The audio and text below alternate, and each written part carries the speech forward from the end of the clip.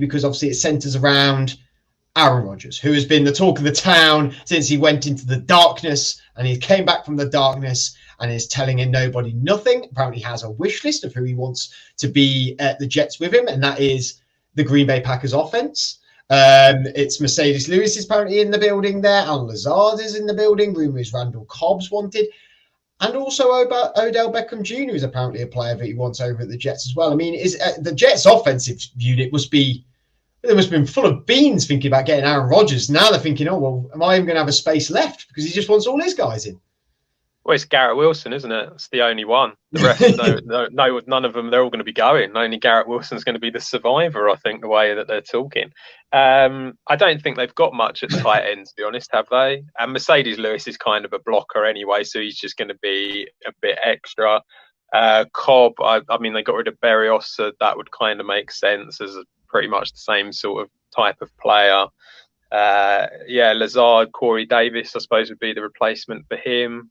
And so I suppose it kind of makes sense. It all sort of adds up, doesn't it? And I can see what they're doing. It'd be interesting to see what the eventual sort of like what they actually pay for him draft pick wise. I think that's the interesting thing, and one thing that everyone is kind of waiting for. But I mean, been a Packers fan for too long, so we just wait for Rodgers to make up his mind and get on. We'll get on with it then. One thing I will say, be quite happy once it's over and he's gone. Would you agree, Andrew? Because it is taking the mick at how long this is going on for. Like, for the Jets organization, from sounds of it, it seems pretty much agreed, the package. It just seems like we're just waiting on Aaron to be Aaron, and it just feels again it's all about Aaron every off season, and finally something is happening. But the Jets surely just at this point want to be like, let's just get it done, so then we can focus on what we're going to do in the rest of our free agency period. Surely.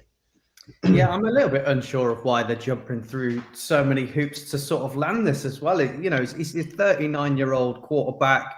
There's going to be drama around him all year. There's going to be drama next year. So they do 1 year with him, maybe it doesn't work, maybe it does, but then you have the off season next year.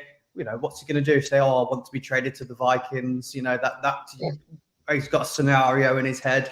But yeah, why would you want to bring so much drama around your organization for one player that it may not work? And wouldn't it be perfect if they jumped for all these hoops and then he went, actually, I'm going to go to the Titans. I'm going to go to Houston. Something like that. That would be the icing on the cake for me. That posed an interesting question, though, because if he does just go deals off, don't want to go, what do the Jets then do? Because there's not really anyone left for them crying. Yeah, but also as well, I'm not overly convinced the Packers want him in the building. So what do they do? Are they going to be that happy if that happens? He retires. I think they're your options. I think it's very much he's going to go or he's going to retire, and they seem to be the two main ones. He might try and come back, at which point, based on what the contracts are and stuff like that, it would kind of be in the Packers' interest to bring him back, because you're going to end up paying more if you cut him. So I think in that respect, he would come back. But in reality, the fact that they've got, they're talking to Alan Lazard, who, in the nicest possible way, it feels like no one else is particularly that interested, which is a shame, because I actually think Lazard is a decent receiver.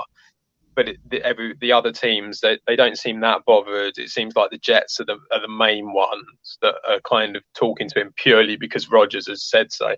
They've done everything they can. I don't think the Jets could do any more. As Andrew was saying, they are jumping through hoops like crazy. They really are. It's like, they're bringing in coaches for him. They're bringing in players for him. I mean, he's basically taking over the building is essentially what's going on here. And so it feels like a bit of a strange one to do. But it does make them win now. If he goes in, they are win now. And this is what I mean with some of these I know that the other teams, they have to, do everything they can to make themselves as competitive as possible. But that AFC is packed already. And now you're going to put the Jets in it as well. And then you're going to have the Dolphins bringing people like Ramsey. And you sort of think, well, that makes them kind of almost like not as much win now, but you feel like they should be in the conversation and trying.